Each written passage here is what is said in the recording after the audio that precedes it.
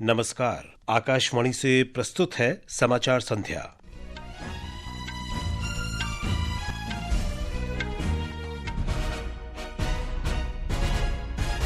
प्रधानमंत्री नरेंद्र मोदी ने कहा, ऑपरेशन सिंदूर भारत की महिला शक्ति का प्रतीक बन गया है। प्रधानमंत्री ने अहिल्याबाई होलकर की 300वीं जयंती के उपलक्ष्य में भोपाल में महिला सशक्तिकरण महासम्मेलन को संबोधित किया। प्रधानमंत्री ने मध्य प्रदेश में दतिया और सतना हवाई अड्डे सहित कई विकास परियोजनाओं का शुभारंभ किया। भारतीय सेना ने देश भर में प्रमुख स्थानों पर अगली पीढ़ी की रक्षा प्रौद्योगिकियों के प्रदर्शन के आकलन के लिए क्षेत्र परीक्षण किए। रूस ने कहा कि यूक्रेन के साथ औपचारिक और स्थायी शांति समझौते पर हस्ताक्षर नहीं होने तक सैन्य अभियान जारी रहेगा। और दक्षिण कोरिया में एशियाई एथलेटिक्स चैंपियनशिप में भारत 8 स्वर्ण सहित 24 पदकों के साथ दूसरे स्थान पर रहा। समाचार संध्या के साथ मैं विशाल शर्मा। प्रधानमंत्री नरेंद्र मोदी ने कहा है कि सरकार महिला नेतृत्व में विकास के दृष्टिकोण को मुख्य आधार बना रही है। सरकार की हर बड़ी योजना में महिलाओं की भूमिका मुख्य है। प्रधानमंत्री भोपाल के जम्बूरी मैदान में लोकमाता देवी अहिल्याबाई की 300वीं जयंती पर आयोजित महिला सशक्तिकरण महासम्मेलन को संबोधित कर रहे थे। श्री मोदी ने कहा कि ऑपरेशन सिंदूर भारत की महिला शक्ति का प्रतीक बन गया है। उन्होंने कहा कि आतंकवादियों ने नारी शक्ति को चुनौती दी थी, लेकिन यही चुनौती आतंकियों और उनके आकाओं के लिए घातक साबित हुई। पहलगाम में आतंकियों ने सिर्फ भारतीयों का खून ही नहीं बहाया, हमारी संस्कृति पर भी प्रहार किया है। आतंकवादियों ने भारत की नारी शक्ति को चुनौती दी है। ये चुनौती आतंकवादियों और उनके आकाओं के लिए काल बन गई है, काल। सरकार की जन कल्याण योजनाओं का उल्लेख करते हुए प्रधानमंत्री ने कहा कि हमारी सरकार लोकमाता अहिल्याबाई के नागरिक देवो भव मंत्र को भी शासन में अपना रही है। इस आयोजन के दौरान प्रधानमंत्री ने इंदौर मेट्रो के पहले चरण, सतना और दतिया हवाई अड्डों सहित कई विकास परियोजनाओं का उद्घाटन किया। दतिया हवाई अड्डा 60 करोड़ रुपए की लागत से 124 एकड़ भूमि में बनाया जाएगा, जबकि सतना हवाई अड्डे पर 37 करोड़ रुपए खर्च होंगे। आज मध्य प्रदेश को पहली मेट्रो सुविधा मिली है। इंदौर पहले ही स्वच्छता के लिए दुनिया में अपनी पहचान बना चुका है। कुछ दिन पहले ही केंद्र सरकार ने रतलाम नागदा रूट को 4 लाइनों में बदलने के लिए स्वीकृति दे दी है। केंद्र सरकार ने इंदौर मनमाड़ रेल परियोजना को भी मंजूरी दे दी है। आज मध्य प्रदेश के दतिया और सतना भी हवाई यात्रा के नेटवर्क से जुड़ गए हैं। प्रधानमंत्री ने 1271 अटल ग्राम सेवा सदनों के निर्माण की पहली किस्त भी जारी की। भाजपा अध्यक्ष और केंद्रीय मंत्री जेपी नड्डा ने कहा है कि अहिल्याबाई होलकर ने धर्म को बढ़ावा दिया और संस्कृति की रक्षा की। उन्होंने भारत की परंपरा और संस्कृति को संरक्षित और पुनर्जीवित करने का काम किया। जयपुर में अहिल्याबाई होलकर की 300वीं जयंती समारोह में केंद्रीय मंत्री ने कहा कि वे एक साहसी और निडर महिला थीं, जिन्होंने महिला सशक्तिकरण के लिए ऐतिहासिक काम किया। उनमें संकल्प शक्ति की वो प्रतिमूर्ति थी। जो संकल्प कर लिया उसको पूरा करना उनके जीवन का लक्ष्य था, और उसी तरीके से वो साहस से परिपूर्ण थी और विचारधारा से कटिबद्ध थी। उनका जीवन एक लक्ष्य के लिए समर्पित जीवन था। वो कूटनीति की ज्ञाता भी थी और साथ ही साथ वो साहसिक और निर्भीक महिला भी थी। लोकमाता देवी अहिल्याबाई होलकर की 300वीं जयंती के अवसर पर आज देश भर में कई विशेष कार्यक्रम आयोजित किए गए। अहिल्याबाई होलकर के जीवन और कार्यों पर हमारे संवाददाता की विशेष रिपोर्ट। भारत की सबसे दूरदर्शी महिला शासकों में से एक माने जाने वाली राजमाता अहिल्याबाई होलकर मालवा साम्राज्य की रानी थी, जो अपनी बुद्धिमत्ता, साहस और प्रशासनिक कौशल के लिए व्यापक रूप से प्रसिद्ध थी। 18वीं शताब्दी में उन्होंने धर्म के संदेश को फैलाने और औद्योगिकरण को बढ़ावा देने में महत्वपूर्ण भूमिका निभाई थी। अहिल्याबाई के शासन में मालवा में अपेक्षाकृत शांति, समृद्धि और स्थिरता मौजूद थी तथा मालवा की राजधानी माहेश्वर साहित्यिक, संगीत, कलात्मक और औद्योगिक गतिविधियों का एक केंद्र था। दार्शनिक रानी के नाम से प्रख्यात अहिल्याबाई का निधन 13 अगस्त 1795 को 70 वर्ष की आयु में हुआ था। हालांकि उनके द्वारा स्थापित मूल्यों, सामाजिक सुधारों और सार्वजनिक कार्यों के माध्यम से उनकी विरासत अभी भी जीवित है। उनका जीवन समाज के मार्गदर्शन के लिए एक प्रकाश स्तंभ बना हुआ है। दिल्ली से आकाशवाणी समाचार के लिए आदर्श। ये समाचार आकाशवाणी से प्रसारित किए जा रहे हैं। ताजा समाचार जानने के लिए आप हमारे social media handle x@AIR News Hindi को फॉलो कर सकते हैं। समाचार संध्या में आपका फिर स्वागत है। भारतीय सेना देश के प्रमुख स्थानों पर अगली पीढ़ी की रक्षा तकनीकों के परीक्षण कर रही है। इसमें Pokhran field firing range, Babina field firing range और जोशीमठ शामिल हैं। रक्षा मंत्रालय ने आज एक बयान में कहा कि इन क्षेत्रीय परीक्षणों को युद्ध परिस्थितियों को ध्यान में रखते हुए किया जा रहा है। एक रिपोर्ट। वित्त मंत्री निर्मला सीतारामन ने कहा है कि सरकार 2014 से ही रक्षा उत्पादन में आत्मनिर्भरता पर बल दे रही है। नई दिल्ली में श्रीमती सीतारामन ने कहा कि पिछले 11 वर्षों में सरकार ने स्वदेशी वस्तुओं और अत्याधुनिक तकनीकी उपकरणों के आयात सहित रक्षा खरीद में लगातार निवेश किया है। भारत की आतंकवाद के उन्मूलन के लिए दृढ़ प्रतिबद्धता को दर्शाने के लिए 7 सर्वदलीय संसदीय प्रतिनिधिमंडल कई देशों में उच्च स्तरीय चर्चाएं कर रहा है। एनसीपी सांसद सुप्रिया सुले के नेतृत्व में प्रतिनिधिमंडल ने अदीस अबाबा में अफ्रीकी संघ की शांति और सुरक्षा परिषद के साथ बातचीत की।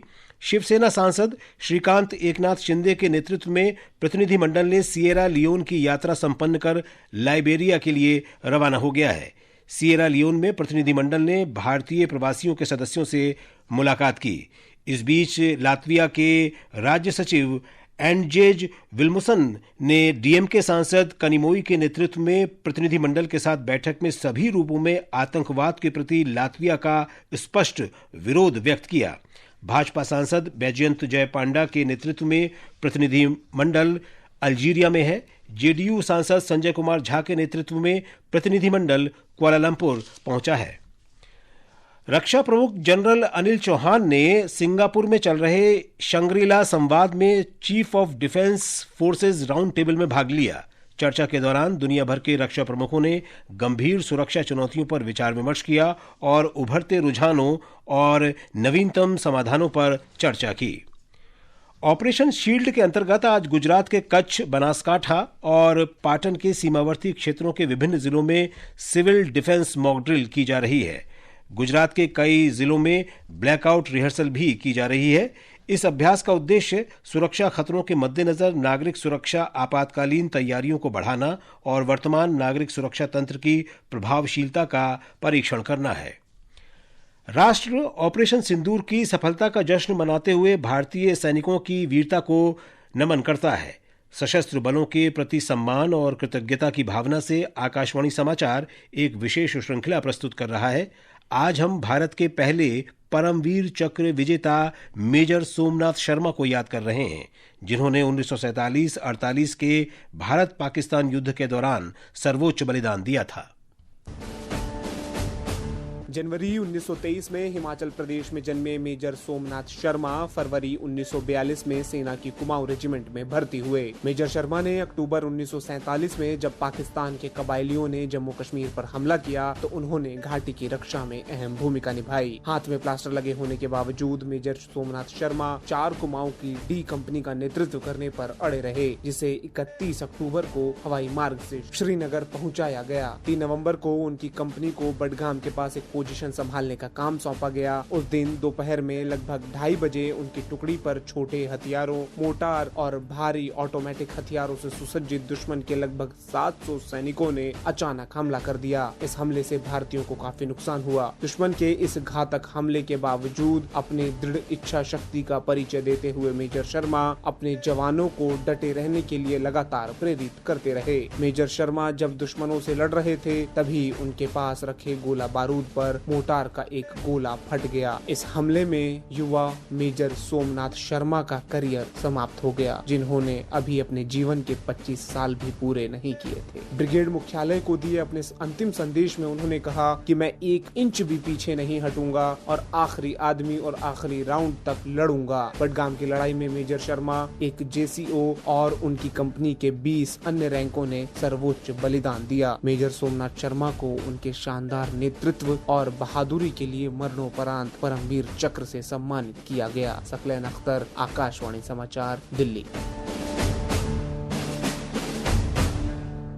ये समाचार हमारी वेबसाइट www.newsonair.gov.in और हमारे न्यूज ऑन AIR ऐप पर भी उपलब्ध हैं। केंद्रीय अंतरिक्ष विभाग मंत्री डॉक्टर जितेंद्र सिंह ने आज बताया कि भारतीय अंतरिक्ष यात्री ग्रुप कैप्टन शुभांशु शुक्ला अंतर्राष्ट्रीय अंतरिक्ष स्टेशन पर भोजन और पोषण संबंधी प्रयोग करेंगे। ये प्रयोग आगामी एक्सियोम मिशन 4 के हिस्से के रूप में किए जाएंगे। ग्रुप कैप्टन शुक्ला मानव अंतरिक्ष उड़ान के लिए प्रशिक्षित भारतीय अंतरिक्ष यात्रियों की पहली टीम का हिस्सा हैं। दिल्ली उच्च न्यायालय ने राष्ट्रीय जनता दल प्रमुख और पूर्व रेल मंत्री लालू प्रसाद यादव की याचिका को खारिज कर दिया है। इसमें उन्होंने केंद्रीय अन्वेषण ब्यूरो CBI द्वारा दर्ज किए गए भूमि के बदले नौकरी घोटाला मामले में निचली अदालत की कार्रवाई पर रोक लगाने की मांग की थी। श्री यादव पर आरोप है कि उन्होंने भूमि के बदले रेलवे में नौकरियां दी। आज विश्व तंबाकू निषेध दिवस है। विश्व स्वास्थ्य संगठन तंबाकू का सेवन रोकने के उद्देश्य से लोगों को तंबाकू के सेवन से होने वाले खतरों की जानकारी देने के लिए इस अवसर पर दुनिया भर में कार्यक्रम आयोजित करता है। मिस वर्ल्ड प्रतियोगिता का फाइनल आज शाम हैदराबाद में एक शानदार कार्यक्रम में शुरू हुआ। महीने भर चलने वाले सांस्कृतिक और पारंपरिक कार्यक्रमों और विभिन्न पहलुओं पर चुनौतियों का समापन इस कार्यक्रम हो रहा है। 4 महाद्वीपीय समूहों में से प्रत्येक से 5-5 कुल 20 प्रतियोगियों को सेमीफाइनल के लिए चुना गया है। रूस ने कहा है कि जब तक संघर्ष के मौलिक कारणों का समाधान नहीं हो जाता और शांति समझौते औपचारिक रूप से स्वीकृत नहीं हो जाते, तब तक उसका सैन्य अभियान जारी रहेगा। रूस की स्टेट ड्यूमा की रक्षा समिति के अध्यक्ष एंड्री कार्तापोलोव ने किसी भी बिना शर्त संघर्ष विराम से इनकार किया। संयुक्त राष्ट्र में रूस के दूत वासिली निबेंजिया ने भी इसी रुख को दोहराया है। मिजोरम में पिछले 3 दिनों से लगातार हो रही बारिश के कारण राज्य के विभिन्न हिस्सों में कई भूस्खलन की घटनाओं में 5 लोगों की मौत हो गई है। बड़े पैमाने पर भूस्खलन के कारण सेरछिप आइजोल के बीच राष्ट्रीय राजमार्ग 54 अवरुद्ध हो गया।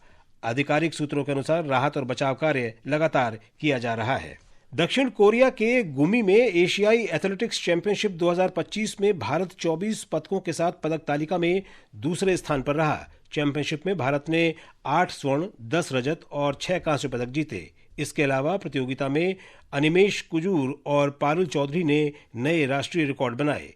चैंपियनशिप के अंतिम दिन आज भारत ने 3 रजत और 3 कांस्य पदक जीते। सिंगापुर ओपन बैडमिंटन के पुरुष डबल्स के सेमीफाइनल में भारत के सात्विक साईराज रंकीरेड्डी और चिराग शेट्टी की जोड़ी मलेशियाई जोड़ी आरोन चिया और वुई यिक्सो से 21-19, 10-21, 18-21 से हार गई है। और अब अंत में मुख्य समाचार एक बार फिर। प्रधानमंत्री नरेंद्र मोदी ने कहा, ऑपरेशन सिंदूर भारत की महिला शक्ति का प्रतीक बन गया है। प्रधानमंत्री ने अहिल्याबाई होलकर की 300वीं जयंती के उपलक्ष्य में भोपाल में महिला सशक्तिकरण महासम्मेलन को संबोधित किया।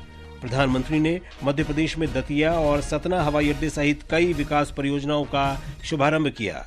भारतीय सेना ने देश भर में प्रमुख स्थानों पर अगली पीढ़ी की रक्षा प्रौद्योगिकियों के प्रदर्शन के आकलन के लिए क्षेत्र परीक्षण किए। रूस ने कहा, यूक्रेन के साथ औपचारिक और स्थायी शांति समझौते पर हस्ताक्षर नहीं होने तक सैन्य अभियान जारी रहेगा। और दक्षिण कोरिया में एशियाई एथलेटिक्स चैंपियनशिप में भारत 8 स्वर्ण सहित 24 पदकों के साथ दूसरे स्थान पर रहा। इसके साथ ही समाचार संध्या का ये अंक समाप्त हुआ। नमस्कार।